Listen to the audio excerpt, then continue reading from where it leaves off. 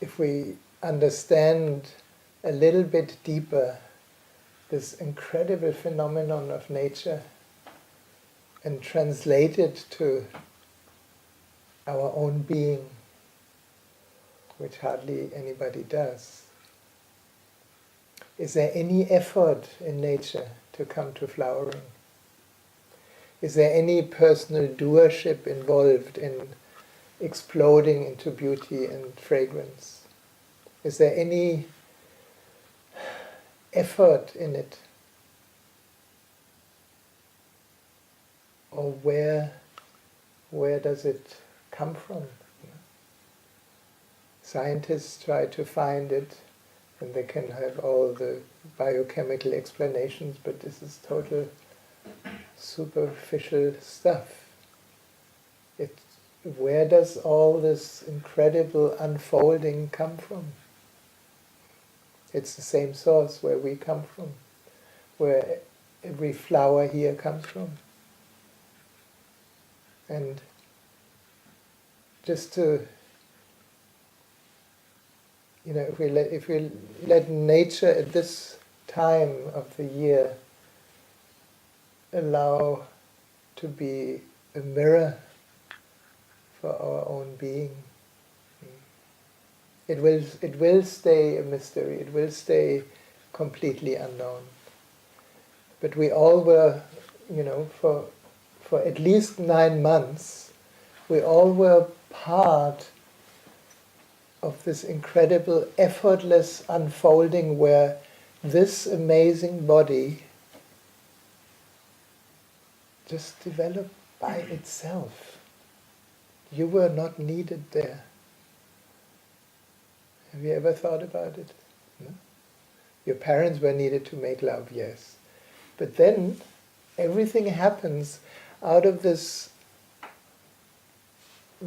out of the Tao, out of this unspeakable, unknown, essential, whatever you call it. You can call it God. That's what many religions do. But then they externalize that creative force as some outside thing or figure to pray to. But it's inside. It's the source of everything. So we all have this experience, from the moment we were conceived, when we started as one cell, and then who divides the cell? Who develops, the ears and the nose and the eyes and everything? Were you needed there? No, you would have kind of messed it up, probably. We would all have messed it up. It is this kind of incredible perfection of letting go into an inner growth that then manifests as this beautiful body. And you may have forgotten that this continues to happen every moment. Excuse me, at first it's kind of just the body, but then much more than the body, our mind, our intellect, our capacity to feel, our sensitivity, everything that is essential has nothing to do with our doership.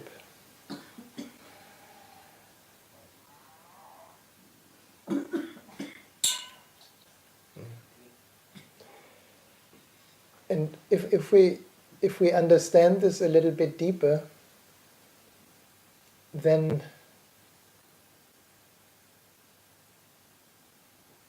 why are we so afraid? Why are we running like mad people after a tomorrow that never comes? Why are we so stressed? Is anybody stressed? Yeah? Have you ever asked yourself? I mean, of course, I'm not talking about you and me, we're all in the same boat. what is it that creates this madness that goes more and more in humanity, where the becoming later gets more important than the being now? The not recognizing that the being now is in a constant change, in a constant unfolding of beauty, of grace, of love, of presence, of gifts.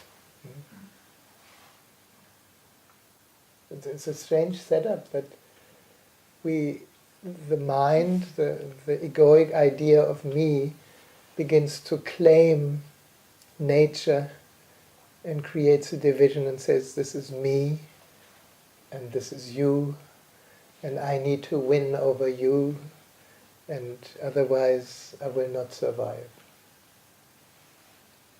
Is that complete madness? Can you imagine? I mean, if these flowers start competing with each other, which one is more beautiful? Which one needs to win the attention so that it gets picked? It would be complete madness. And it's happening all the time, everywhere. And so, I mean, at least in my view, satsang is kind of just to turn the focus back into what is really essential. And there's not much left of what is essential. All our becoming, all our fears of being someone, of getting somewhere, of being successful, of whatever we are afraid of not to be, of not having enough money, for example. We are living in a society, thanks God, at least everyone here, that has enough to clothe himself or herself, that has enough to have a shelter, that has enough to eat. It's a super luxury we live in. And yet, I was in Germany, and every day more than 10,000 refugees were pouring into Germany. And you can see them everywhere. And they're, in Munich, they're camping on the street. In Oslo, I was in Norway. In Oslo, you see 3 refugees and 1 Norwegian. Like this is in the relation, and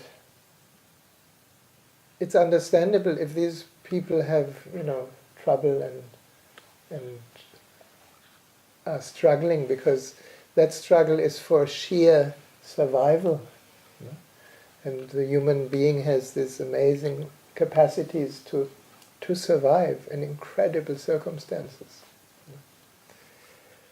But we are not in this situation. We are incredibly spoiled, and yet we are probably more stressed than many that are in this direct survival. Why? Because our attention moves into an unreal existence. Our attention moves into an egoic existence, into an existence that believes in a separate me. And we forget that this source that I try to point to, that is giving rise to this beautiful body, is always there. The Tao is always there. The divine is always there. Every moment. Looking through your eyes, breathing your body,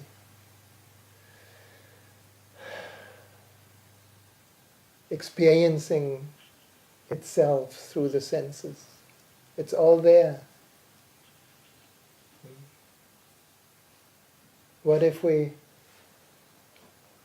don't need to grasp it and make it a mind? Then all we can kind of do is bow down in gratitude about this moment. That that this moment life sustains us. And so many moments, depending on how young or old you are, so many moments. So this was an introductory talk to an Aurasoma quintessence. For those of you who are new here, my beloved Nura, she was kind of one of the first teachers of Aurasoma, which is a beautiful color care system that works with the reflection through color so that we can know ourselves through color. And it has different products, and one is the pomanders, these little bottles underneath, and one is the quintessences. And tonight I want to share with you a beautiful quintessence which kind of points towards that invisible divinity within. It's called Pallas Athene.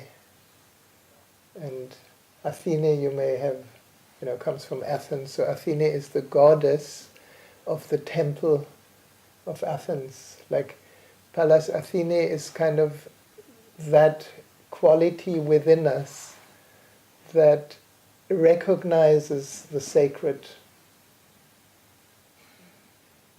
within. Which means in our case that recognizes that this body is a temple for that invisible life force, that invisible divine that is constantly keeping us present. Pallas Athene is the guardian, or was the guardian of the city of Athens, and she resides in the Acropolis. So people have built many outward symbols for this, like temples, or churches, or synagogues, or mosques. But then we misunderstand and externalize. So we, on Sunday you go to church and the rest you go unconscious. So Pallas Athene is kind of a beautiful quintessence. The quintessences, they kind of work as a tuning fork to an essential state within. The pomanders are more working to help strengthen the auric field, and the quintessences are more attuning to a more refined inner state. And with Pallas Athene, it's really that recognition of the divine source that is still at work every moment, because if existence wouldn't want us to be here, we would be gone in no time. And in that recognition, perhaps a recognition that the way we are utterly wanted here. Otherwise we wouldn't be here.